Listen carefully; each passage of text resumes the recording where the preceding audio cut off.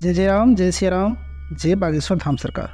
दोस्तों, अगर आपके घर में धन नहीं रुक रहा है तो नहाते समय औरतें अगर यह उपाय कर लेती हैं तो आपके घर में धन का वृद्धि होगा। इससे आपको आपके घर में धन का आगमन शुरू हो जाएगा। और जो औरतें कपड़े खोल करके नहाती हैं उनके लिए भी एक खुशखबरी है। दोस्तों, एक समय की बात है, भगवान भोलेनाथ माता पार्वती के साथ हरिद्वार में घूम रहे थे। माता पार्वती ने देखा कि समस्त मनुष्य गंगा में स्नान करके हर हर गंगे कहते चले जा रहे हैं। अगर आप इस कहानी को सुन रहे हैं तो इस कहानी को अंत तक जरूर सुनिएगा, क्योंकि आधा अधूरा ज्ञान किसी काम का नहीं होता है। दोस्तों, इससे पहले आप हमारे वीडियो को अभी से लाइक कर दीजिए, चैनल पर नए हो तो चैनल को सब्सक्राइब कर लीजिए और वीडियो को अपने दोस्तों के साथ व्हाट्सएप ग्रुप में शेयर कर दीजिए। दोस्तों, अगर माता लक्ष्मी का कृपा पाना चाहते हैं तो कमेंट में जय माँ लक्ष्मी जरूर लिख दीजिएगा। दोस्तों, जब माता पार्वती जी ने देखा कि समस्त मनुष्य गंगा में नहाकर हर हर गंगे कहते चले जा रहे थे, परंतु सभी मनुष्य दुखी और परेशान ही दिख रहे थे, तब पार्वती जी ने भगवान शिव से बड़े आश्चर्य से पूछा, हे महादेव, इतनी बार गंगा में स्नान करने के बाद भी इनके पाप नहीं धुल रहे हैं, इनके दुखों का नाश क्यों नहीं हो रहा है? क्या गंगा जी में सत्यता नहीं रह गया है?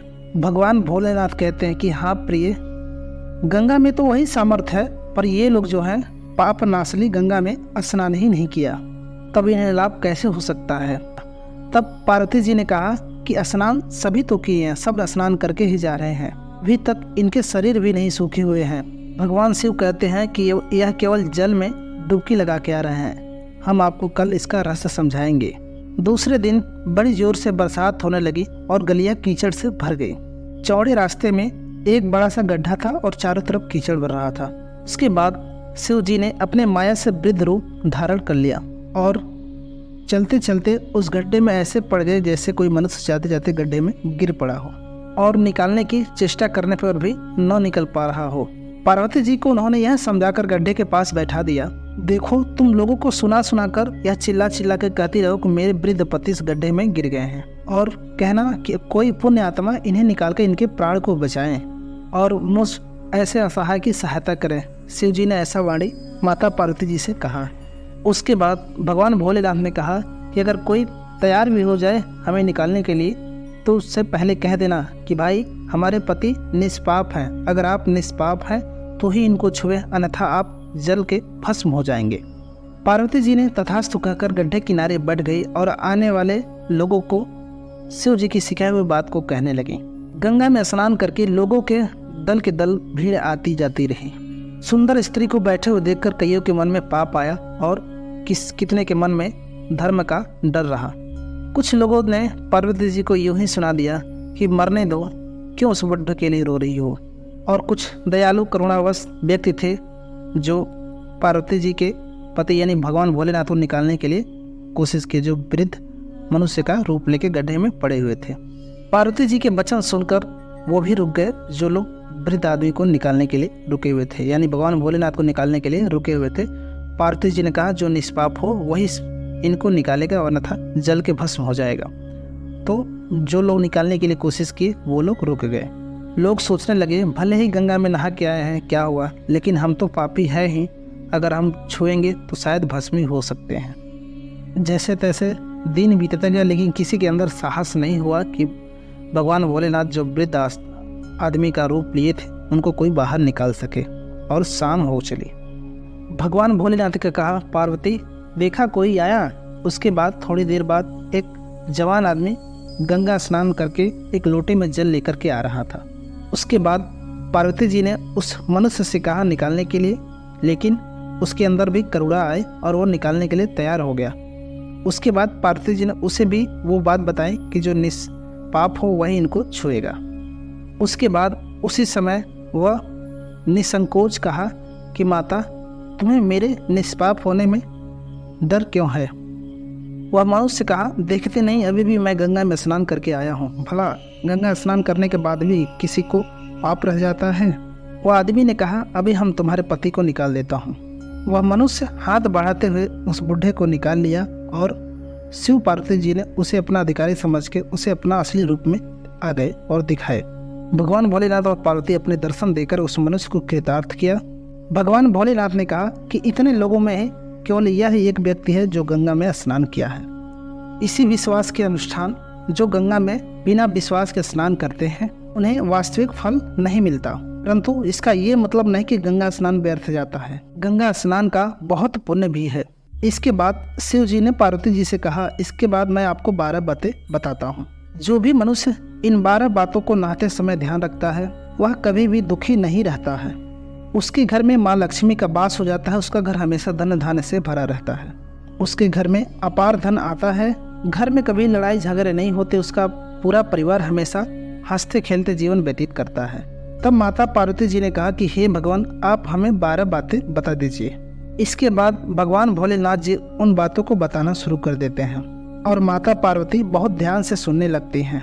दोस्तों, आप लोग भी यह 12 बातों को ध्यान से सुनेगा। उसके बाद भगवान शिव माता पार्वती से कहते हैं, हे देवी, यह 12 बात बताने के बाद मैं आपको एक बात और बताऊंगा जो औरतों के लिए है। जो औरतें कपड़े खोलकर स्नान करती हैं उनके लिए यह बात बहुत ही महत्वपूर्ण है। और कहते हैं, हे देवी, इस बात को बहुत ध्यान से सुनना। उसके बाद भगवान भोलेनाथ अपने वाणी को शुरू करते हैं और बताने लगते हैं।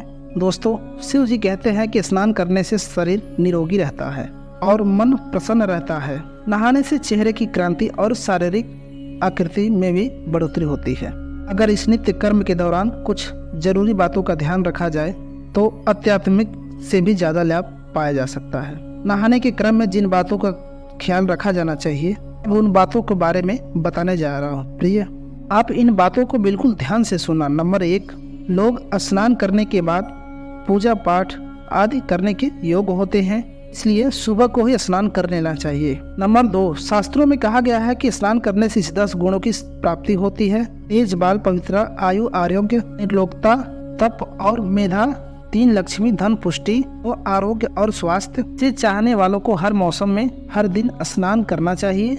नंबर 4, शास्त्रों में कहा गया कि सुबह स्नान करने से पापों का नाश होता है और पुण्य मिलता है। ऐसा कहा गया कि सुबह स्नान करने वालों के पास नकारात्मक शक्तियां नहीं भटकती हैं, इसीलिए सुबह स्नान करना ही उचित है। नंबर 5, बीमारी के हालत में सिर के नीचे से ही स्नान करना चाहिए। गीले कपड़ों से भी पोंछ लेना एक तरह से स्नान ही कहा गया है। नंबर 6, सुबह को लालिमा से पहले ही स्नान लेना श्रेष्ठ माना जाता है। नंबर 7, तेल लगाकर और नदी में मन बन के नहाना मना किया गया है। इसकी जगह नदी के तट पर निकलकर शरीर को साफ करके ही तब नदी में स्नान करना चाहिए। नंबर 8, जिन घाटों पर कपड़े धोए जाते हैं वहाँ का जल अपवित्र माना जाता है, इसलिए वहाँ से कुछ दूर हटकर ही स्नान करना चाहिए।